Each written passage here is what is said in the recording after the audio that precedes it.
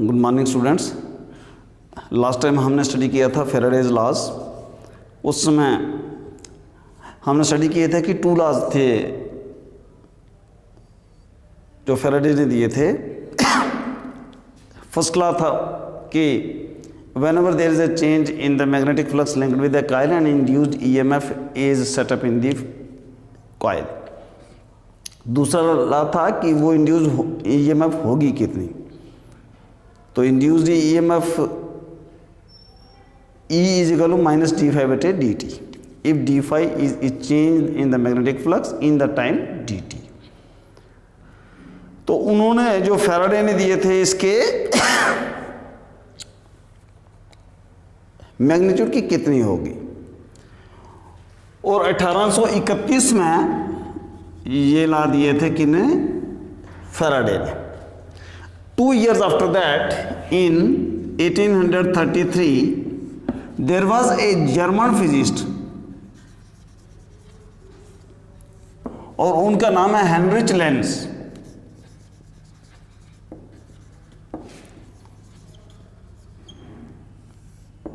Heinrich lens ने क्या कहा, उन्होंने दी इसकी डायरेक्शन की, इसकी डायरेक्शन किधर को होगी,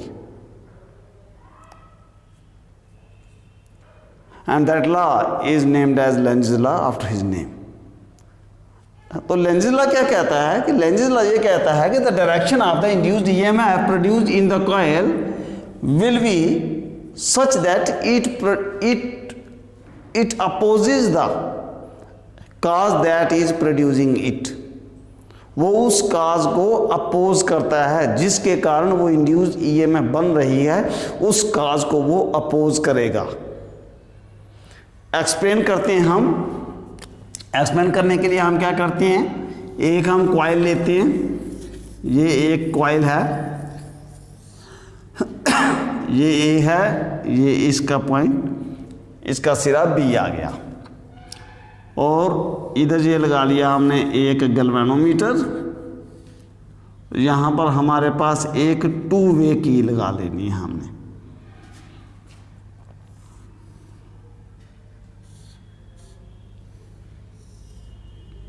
जी, ये 2 वे की लगा ली हमने। ऐसा एक हमने सेटअप बना लिया है। एक कॉइल है, एक यहाँ पर हमने लगाया सेल, एक 2 वे की लगा ली, एक यहाँ गैल्वेनोमीटर लगा लिया। इतनी सी बात की। तो हम पहले क्या करते हैं कि अब इसको 1, 2 और 3 दे दो, इसके जो 3 टर्मिनल हैं उनको नाम दे दो। तो हम पहले क्या करते हैं कि हम 1 और 3 को जोड़ते हैं। 1 और 3 को जोड़ने से क्या होगा, ये हमारी ये जो हमारा सेल है, इसके कारण यहाँ से इधर को करंट फ्लो होना स्टार्ट हो जाएगी। इधर को करंट फ्लो होना स्टार्ट हो जाएगी तो क्या होगा, तो ये यहाँ से ऊपर से अगर हम देखें तो एंटी क्लॉकवाइज डायरेक्शन में करंट फ्लो हो रही है इस कॉइल में से। अब एंटी क्लॉकवाइज डायरेक्शन में जब करंट फ्लो होती है तो हम जानते हैं कि जिस तरफ से करंट एंटी क्लॉकवाइज डायरेक्शन में फ्लो हो तो वो सिरा उस कॉइल का नॉर्थ पोल बनता है। तो इसका मतलब ये ऊपर वाला सिरा इसका बन गया, इसका नॉर्थ पोल बन गया। एंड सपोज अब जब इसके बीच में करंट फ्लो हो रही होगी तो ये गैल्वेनोमीटर जो है तो ये कोई या कोई डिफ्लेक्शन शो करेगा, जायज़ तरफ। सपोज कर लो ये इधर लेफ्ट की साइड इसने डिफ्लेक्शन शो की है। अब हम क्या करते हैं, इस स्विच को यहाँ से बंद कर देते हैं, इसको यहाँ से खोल देते हैं और इसको 1 को और 2 को जोड़ देते हैं आपस में। 1 को और 2 को आपस में जोड़ देते हैं। अब ये जो हमारा बैटरी थी ये तो एक साइड हो गई। फिर हम क्या करते हैं, एक लेते हैं हम बार मैग्नेट, इधर नॉर्थ पोल इधर साउथ पोल, और इसको हम इसके पास ले आते हैं। और जैसे हम इसके पास लाते हैं तो मैग्नेटिक फ्लक्स चेंज होता है। तो हम देखते हैं उस समय देखा क्या जाता है कि the galvanometer shows the deflection towards the left. अब लेफ्ट है तो इसका मतलब है कि ये इसका नॉर्थ सिरा ही है। फिर तो ये नॉर्थ सिरा ही है। अब नॉर्थ और नॉर्थ एक दूसरे को रिपेल करेंगे तो दो चीज़ें देखी जाती हैं उस समय। एक तो ये देखा जाता है कि हमारा गैल्वेनोमीटर जो था वो उसी तरफ डिफ्लेक्शन शो कर रहा था जबकि हमने यहाँ पर सेल लगाया हुआ था।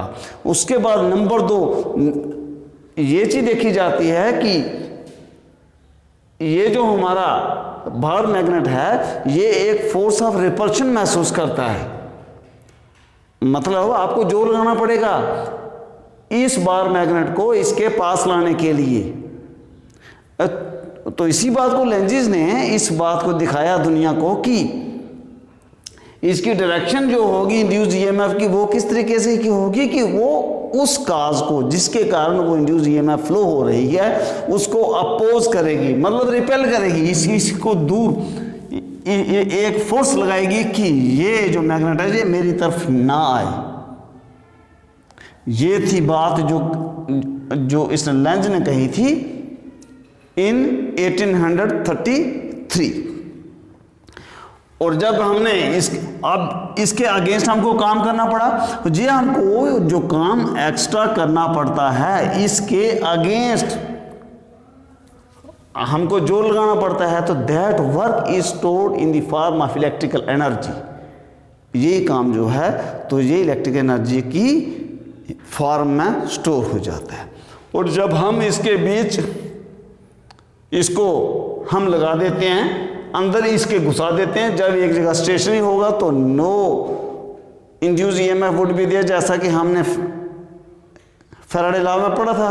और जब उसको हम वहां से बाहर निकालने की कोशिश करेंगे तो उस समय क्या होएगा, opposite will be the case. उस समय ये यहाँ से राइट की साइड हो जाएगी, तो जब ये राइट की साइड होएगी तो इसका मतलब ये इसका पोल जो है तो ये बन जाएगा साउथ पोल।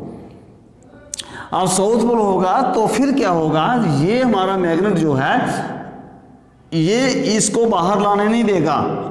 अब ये साउथ पोल है, ये भी साउथ पोल होगा, तो ये इसको बाहर लाने के में भी आपको काम करना पड़ेगा। मतलब ये साउथ पोल इस साउथ पोल को फिर रिपेल करेगा कि ये अंदर ही रहे, बाहर नहीं आए।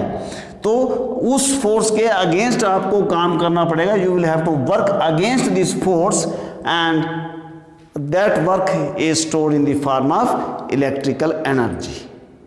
And so this was the Lenz's law, that the direction of the induced EMF is such that it opposes the cause that produces it. वो हमेशा उसको अपोज करेगी। एक नंबर का एक बार कहीं 1-2 नंबर का आप पूछ लेते हैं कि show that the Lenz's law obey the law of conservation of energy. Lenz's law and law of conservation of energy.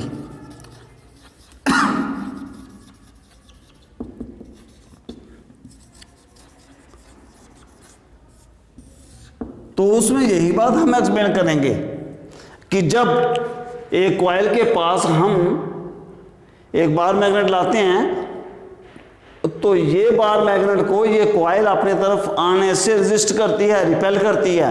And we have to do some work to insert this bar magnet inside the coil. And when this bar magnet is inserted in the coil, and if you wish to take it out, you will again do some work to pull it out. It means that you will again have to do some work to pull it out, and that work is stored in the form of the electrical energy, जिसको हम induced EMF कहते हैं।